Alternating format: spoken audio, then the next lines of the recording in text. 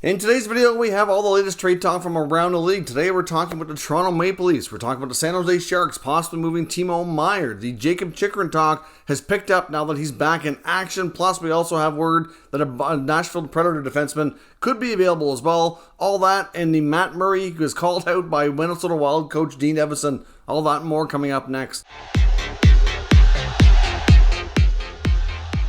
So welcome back to another video here at Top Shelf Hockey. As I mentioned, we have a variety of NHL trade talk as well as some other news to take a look at here today. Of course, just want to remind you again, there's still plenty of great sales going on at the Fanatics website. I've been having lots of good traffic here from the channel the last couple days. I see some of you taking advantage to make some purchases, which is wonderful. Greatly appreciate not only to support the channel, but to get yourself a great deal as well. There's still lots of great deals. I know for the next, I think it's, 4 or 5 hours from the time I record, so probably 3 to 4 by the time this hits YouTube. There's some items that are still up to 65% off, so certainly want to head on over to Fanatics and consider your Christmas shopping for all your sports fans in your life. Lots of great deals going on, not just for hockey, but lots of other things, depending on what other things you're into for sports as well. On to some NHL news and some roster movement here. The Calgary Flames are set to get back defenseman Michael Stone.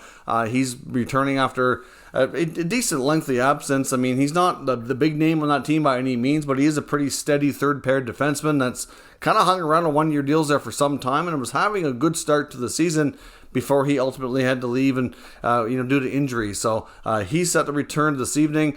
Plus, we got word that the San Jose Sharks have recalled goaltender Aaron Dell. So obviously some concerns there with their goaltending. And the Los Angeles Kings have returned forward Lias Andersson and defenseman Jacob Mover back to the American Hockey League. They were recently called up and are now being sent back down. Now, as I mentioned as well, Minnesota Wild coach Dean Evason is calling out goalie Matt Murray after their recent game here with the Toronto Maple Leafs. Basically calling him out for numerous times in that Wild Leaf game for knocking the net off its moorings. Somewhat, I tell you, I mean, in my opinion, I watched all three of the scenarios that he was referencing, and it did look like there could be like an accidentally on purpose, almost an intentional type of thing. He said basically it's a momentum killer, and he was surprised that the referees did not address that situation as it was becoming a trend in the game. And his goalie coach, when they discussed with him, he also made a comment saying that it's become a trend with Murray. Now, of course, I haven't noticed that. Of course, Murray really hasn't played a ton of games this year. I played one game, got hurt. He's been back. He's only played, I think, 2 or 3. He's been pretty decent for the Leafs so far, which is good for them. But this is not a trend I've noticed for too long. But in this game, there were certainly, like I said, 3 pretty glaring incidents that certainly I'm surprised weren't addressed. Evason himself was careful not to criticize the referees too hard. He did say that he doesn't like to bash the refs, wasn't really going out of his way to do so, but that's just something that surprised him. So we'll see if this draws attention to a little bit of a recent pattern for Murray, if the referees pay closer attention to it, if he continues to do it or not. Goalies are pretty smart guys a lot of times, and a lot of times you see the way they push off the post, when they're going side to side. Sometimes they can get the net off, and it's kind of like I said, it's almost like an accidental on purpose way to get a whistle, get yourself out of trouble, or if your team desperately needs a change, or something like that effect. But interesting, because it's not something you see very often, especially a coach really complaining publicly about the pattern. Now on to the trade section of the video. First up, the Nashville Predators are reportedly willing to move right shot defenseman Dante Fabbro, according to Sportsnet's Nick Kyprios. Now, Fabbro has been mentioned in his rumor mill before. It's been a while since his name has popped up, but essentially, at one point, he was a pretty promising prospect who looked to be a huge part of the Predators' decore's future. I mean, he was like I said, a first-round pick in 2016, had 3 solid years at Boston University, made the jump to the NHL, signed his contract, and certainly it's fair to say he had a bit of a bigger adjustment period than some might have expected, which is not unusual though for a young defenseman. He's now in his 4th season after completing 3 full years. I don't think he's quite lived up to what they were hoping for. He's a pending restricted free agent. He's 24 years old. Current contract's $2.4 million. Maybe it's best for him to get a fresh start, get some different systems, different coaching, different organization that might be able to find that potential that he was drafted with and never, I guess, that not really totally hasn't realized, but hasn't realized his full potential, at least for what scouts thought he would become. So it's an interesting young D on a right shot that might, certainly get a lot of teams' attention. There's a number of teams around the NHL that are, considering making trades for defensive help. Especially on the right side, seems to be more and more challenging to find solid right D to kind of stick in a team for a longer period. So this is where he's still fairly young. I have no doubt that a team would probably be willing to take a chance on him. It's just a matter of what the asking price is going to be. That we don't know yet, but if the asking price wasn't too crazy, I'm sure there's a number of teams I can think of right off that would certainly be very interested. I mean, any team that's, maybe going through a rebuild right now, but a nice right shot young defenseman, or a team like, even like Ottawa, Toronto, those guys, they're in different situations, but, Ottawa's certainly looking to add for, defensive help on the blue line to kind of help take the next step. If they feel like he could be one of those guys to help, maybe that's something they consider. Obviously, other teams like Anaheim, San Jose, those other teams too. Like, there could be lots of good fits out there. Just a matter of where things go. But it'd be interesting to see if that picks up any steam and becomes an actual trade we might see here further into the season. Now, Elliotte Friedman and Jeff Marek have been kind of talking a little bit more recently about Jacob Chychrun of Arizona. Of course, at one point he was one of the hottest commodities in the trade rumor mill. Looked like it was an inevitable matter of time before it happened. Never happened throughout the offseason. Of course, Chychrun ended up dealing with some injuries, had to have some surgeries, and he's just recently started to play. He's now appeared in 3 games, and he's had a good start. So certainly, I think, has already got people talking. It's already got teams likely, picking up the phone and checking in, at the very least, kicking some tires. The Coyotes were asking for an enormous price tag, which is a big part of the reason why this trade never materialized before. So far in the 3 games, he's got 1 goal and 2 assists, but he's also +4 on a team that's not expected to do a lot this year, and they've had some actual pretty good games lately as well. So it's not just him, suddenly coming in and making that much of an impact, but it is partly for sure. I mean, Chychrun's been playing well. Maybe he's a player motivated to find a trade, because we know it wasn't just a team wanting to move him after the rumors first circulated about them being interested in considering a trade. It kind of became a thing where it seemed like he wanted it to happen, and in a sense made that well known that Chychrun has decided that, hanging around Arizona, going around through this rebuild and, 3 years at the ASU University just wasn't for him. He wanted to move on, where he's already in his mid-20s, to a team where he might be able to see some more success, hopefully see playoffs sooner, that kind of stuff, which is understandable. He's been in that organization a long time, given a lot, and hasn't really seen much progress. So you can understand why a player of his nature might be, frustrated or ready for a change. But obviously, at one point, the rumored asking price was, at least 3 assets being first-round quality draft picks, or recently draft picks. So you're looking at 1 or 2 first-rounders with at least a top prospect in there that was a recent first-round pick. That was just an enormous price tag, and a lot of teams really shied away from that. But Friedman and Marek have recently been linking Columbus Blue Jackets back into the mix here. Now, the Jackets are in a unique spot. They're certainly not anywhere where they thought they'd be. I don't think a lot of us thought Columbus was going to be an awesome team this year, but obviously they made a big splash in the offseason. They signed Johnny Gaudreau. They got Patrick Laine re-signed, which was obviously, he was still in the RFA category, so kind of expected, but still, he got a pretty good contract.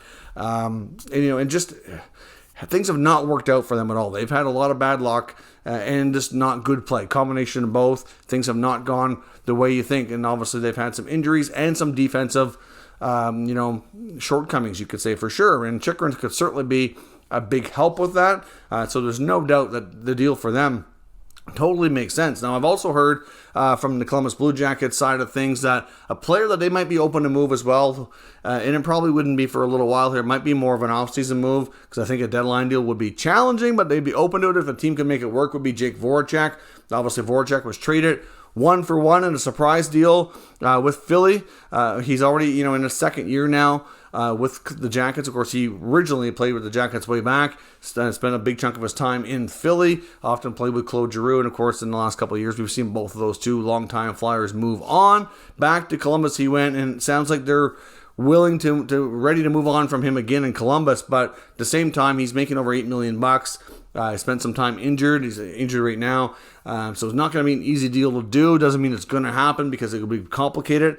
But, when the Flyers first made it known that he was available on their side, which was ahead of the Seattle Kraken expansion draft, There wasn't many teams kind of jumping at the bit to make an offer, take him, and Seattle didn't want him. So it's not that he's not a good player anymore. He certainly is. He can certainly have an impact. It's just more than anything to do when you connect a player with the contract. The two just don't seem to jive. So if they can find a deal, retain some salary, another guy in Columbus that could be on the move and could maybe even help facilitate this trade if they are going to be serious to go after Jake Chychrun. Now, will the San Jose Sharks move on from Timo Meier? Will they consider re-signing him? All is quiet, according to the latest NHL insiders. And in San Jose Hockey Now, suggesting that there's absolutely nothing new in the contract front. It doesn't sound like there's any negotiations going on, which is consistent with what we've heard from Meier's agent, Claude Lemieux, as well as the team and the player. The player recently did an interview and just confirmed that there wasn't really talks going on at the moment. Doesn't mean things couldn't get done. And the Sharks may not feel the need to rush where he's still an RFA, but the problem is he's an RFA with a $10 million qualifying offer. That's a big QO, and that might be tough for them to swallow considering they're clearly heading towards a rebuild. There's been lots of talk about them maybe moving Erik Karlsson. We saw them move Brent Burns last offseason. Other big names are reportedly, potentially in play if Mike Grier gets the right offer. There's not too many players on that roster that's been what we call an untouchable, according to Grier, which is not, overly shocking or surprising. But at the same time, Meier's still in his younger days, so to speak. He's in his mid-20s, but it's a lot of money to choke down on a team that's heading for a rebuild. Does that make sense? Will they get a better return that might be better for the future? That's the question here. It's not that they don't like Meier, as that doesn't make sense for a team to try to sign a pending RFA to a long-term deal, even if they get him under the $10 million at, say, 9, for example, or 8. Does that make sense for them? There's a lot of arguments to say it doesn't. He's a good enough young player that maybe they can get a good enough return that makes more sense instead of shelling out all that money, tying him up for his prime years when they're not going to be in a position to win. Now, former San Jose Sharks beat writer and current Islanders beat writer Kevin Kurz of The Athletic was recently asked about this as well. His thoughts if the Islanders would be a good fit for Meier, and he said he would be an absolutely great fit, an ideal winger for Matthew Barzal. Of course, we've talked a bit about the Islanders over the offseason and into this year. That's one of the big missing pieces there in Long Island, I believe, is a real stud winger to play with Barzal. So far, Barzal is getting lots of assists this year. He's playing well for the most part, but there's still aspects of his game that need to get better. He needs to shoot more. I've been saying that for a while. But if he had the proper trigger man, you might not be so focused on that, right? And obviously the Islanders are having a good comeback season so far. Things are going well. And if they keep that up, then Lou Lamoriello might be inclined to want to add. Now, Meier has a unique situation. Even though he's a pending RFA, he very well could be used as a rental player, which you don't normally see, just because any team that has him is going to have to offer him a $10 million qualifying offer to retain him and prevent him from being an unrestricted free agent this coming offseason. So for the Islanders, Kerr said, makes a lot of sense. He has concerns, though, that they would have the proper assets to pull off a trade. And I agree with that assessment. I think he would be perfect for the Islanders. And outside of a first-round pick, will the Sharks like any of their prospects? I mean, maybe. But, are you looking at Dufour? Are you looking at Ratu? Or, Robin Salo, Holmstrom? Are those the players that are going to get a deal like this done? I'm not so sure. Meier's a young prime winger who's able to produce a lot of offense. I think the asking price will be fairly high, and as much as it makes sense and as much as they'd likely be interested, I'm not sure they could pull it off. But you just never know. Maybe they can find a way to do this, but either way, if it's not the Islanders, it could be somebody else. There's a lot of insiders out there that feel there's a good chance we might see a Meier trade. Just a matter of time, but like I said, they could totally get to the end of the year, decide to hang on to him and still sign him. Even though I'm not sure it makes sense, it could still go that way. Now, lastly, I want to touch on the Maple Leafs. Certainly, the Leafs are having a pretty good year so far, and we do expect them as the year goes on to likely make some additions. They're deep into LTIR again. They have a lot of blue line injuries. Muzzin's likely done for the season. Riley's out long term. Brody's been out for a few weeks, likely out a little bit longer. The blue line is certainly bruised and battered, that's to say the least. And even though the Leafs have they've won their fair share of games this year. Like I said, they're in good, standings-wise. They're in pretty good spot. But one of the things they've won despite is secondary scoring. It's not really where it needs to be. Thankfully, their top guys have produced at a good level. They've gotten pretty good goaltending under the tandem that a lot of people criticize or were unsure of. I know, for me, I was really uncertain if Murray Samsonov would get the job done. They haven't been in and healthy much at the same time. And you throw in Erik Källgren as the number 3.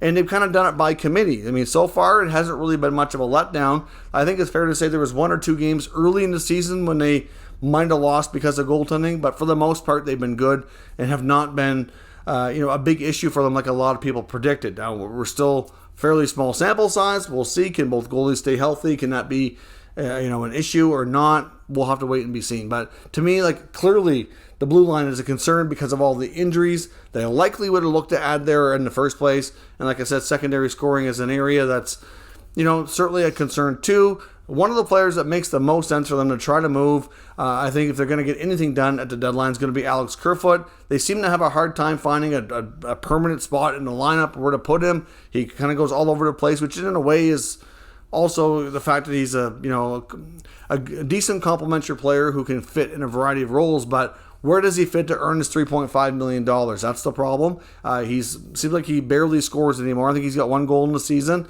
and just not producing. Like, he does help the team in other ways. So it's not that he doesn't have value. It's just that it's hard to justify the contract. And when you're looking to add either a defenseman or a secondary scorer, like, they might be able to accomplish both by moving the Kerfoot contract, to be honest. I mean, you might be able to find a decent defenseman to add for a couple million, maybe another depth forward for $1 million.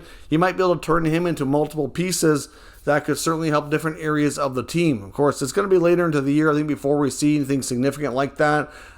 Certainly, they have other things they can do in the short term here, but we'll have to see the healthiness of the rest of the group will certainly play a role in what happens too. But at this point, we're not going to probably see anything too drastic too quickly out of Toronto. We saw a minor deal the other day with them getting Connor Timmins. They do have a variety of defensemen that are on cheaper contracts that are trying to do this by committee, whether it be Mete or Jordy Ben when he's healthy. Mac Hollowell got a game in, so we'll see where things go. But certainly an area to watch. And when the Leafs are ready to make their upgrades, wouldn't surprise me if it's not Kerfoot. I think guys like Simmons and Engvall are certainly in that conversation too. But I just think with the contract and the money, it makes sense they might be able to turn the Kerfoot deal into multiple pieces to help the rest of the roster. So let me know your thoughts on anything discussed here today down in the comments. We'll discuss further. If you're new to the channel, of course, make sure you subscribe and stick around. We'll keep you up to date with the latest news, rumors, and analysis of all 32 NHL teams. Thank you for watching, and I'll catch you next time.